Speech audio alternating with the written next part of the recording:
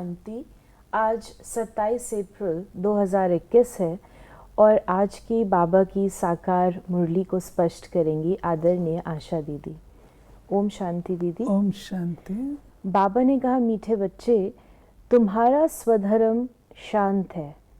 सच्ची शांति शांति धाम में मिल सकती है।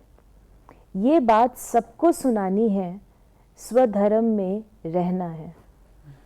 बाबा ने आकर के हम बच्चों को पहचान दी कि तुम्हारा स्वधर्म क्या है। पहले तो हम लोग देह के धर्मों को ही अपना धर्म समझते थे और उस कारण से हम एक दूसरे से दूर भी रहते थे, लड़ाई भी होती थी।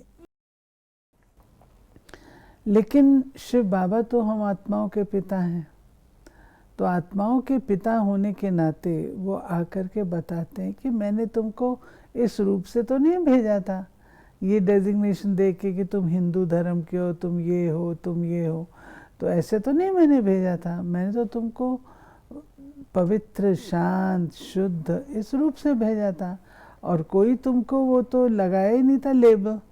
ये तुमने लेबल अपने आप लगाए हैं। इन लेबल्स को किनारे करो और तुम जो हो, जैसे हो, उसको पहचानो।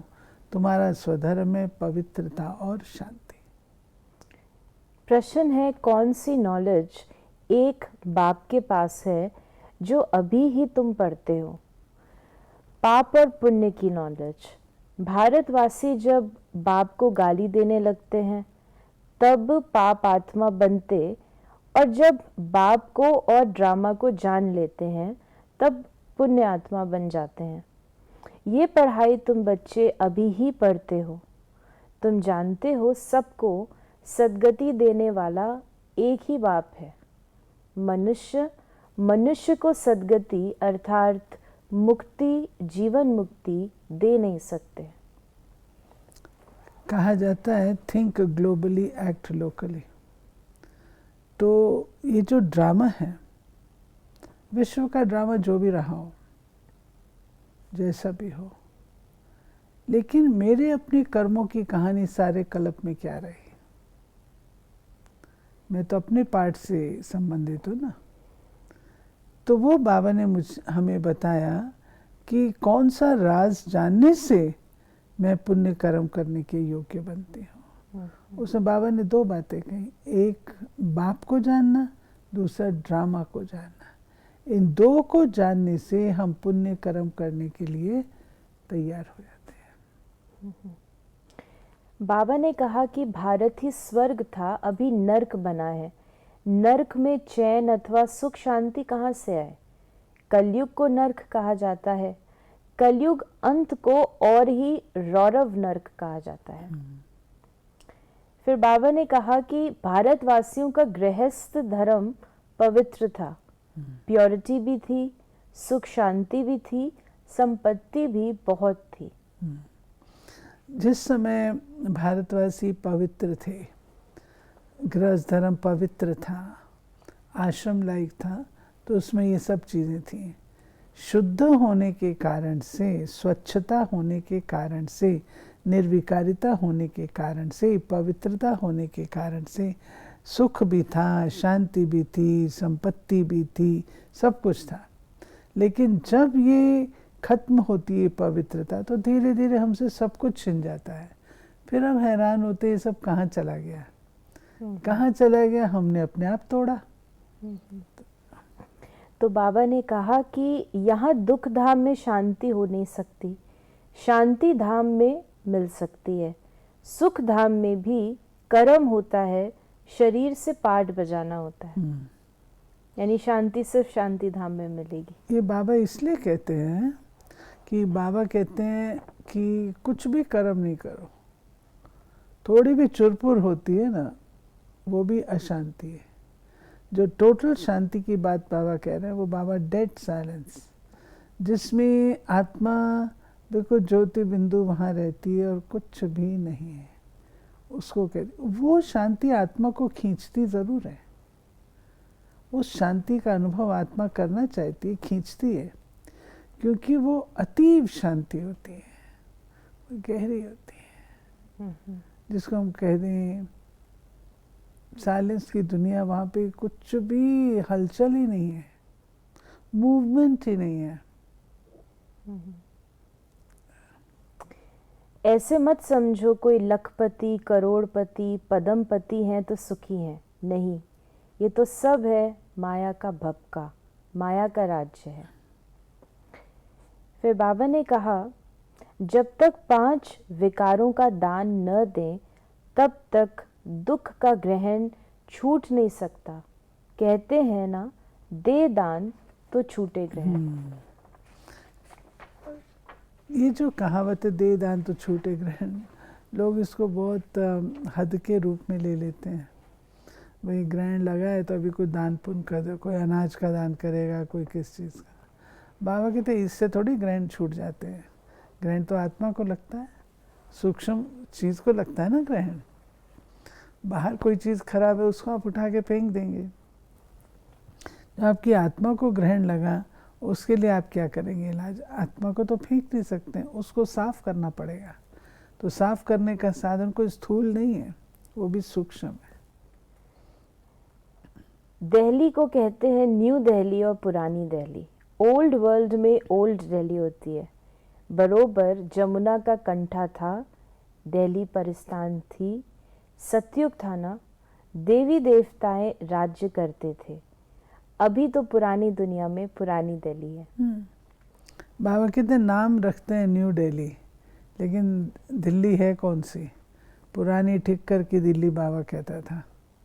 ठिक्कर की दिल्ली, पुरानी दिल्ली, आज की दिल्ली तो क्या हो गई है, उसमें नई दिल्ली कहाँ से? न्यू दिल्ली होती है न्यू वर्ल्ड में, ये तो ओल्ड वर्ल्ड है।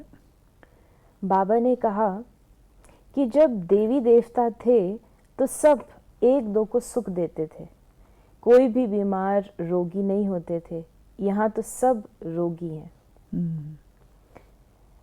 शास्त्रों का ज्ञान है फिलॉसफी, भक्ति मार्ग, वो कोई सद्गति मार्ग नहीं है।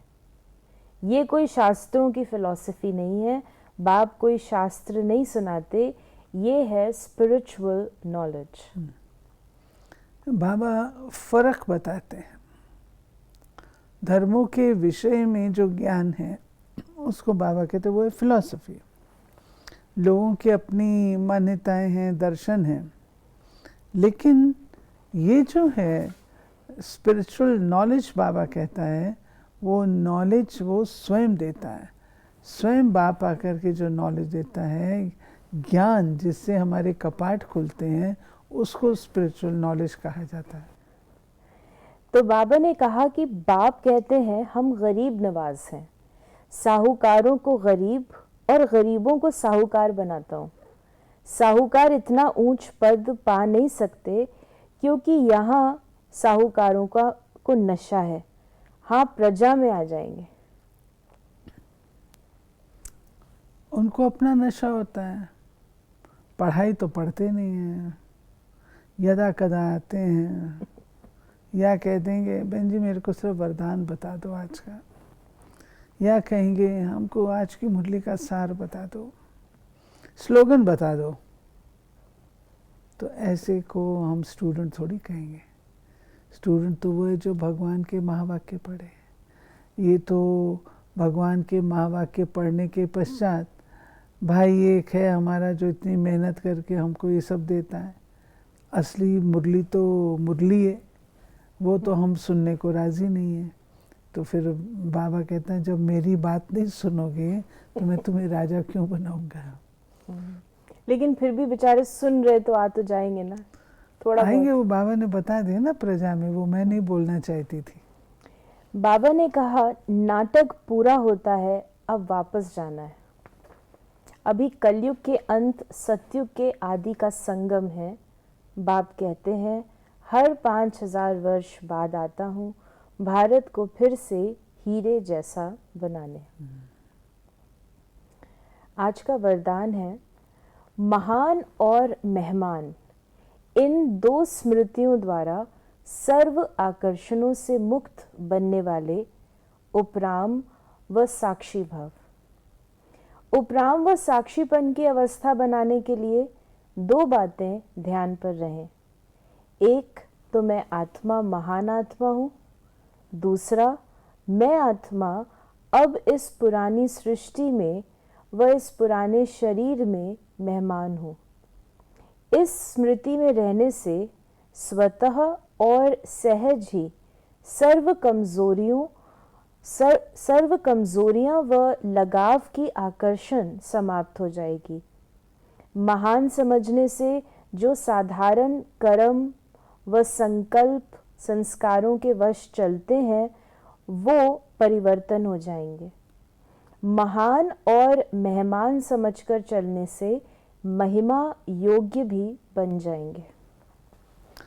ये बाबा कहते हैं कि महान और मेहमान, महान तब बन सकते हैं जब स्वयं को मेहमान समझें।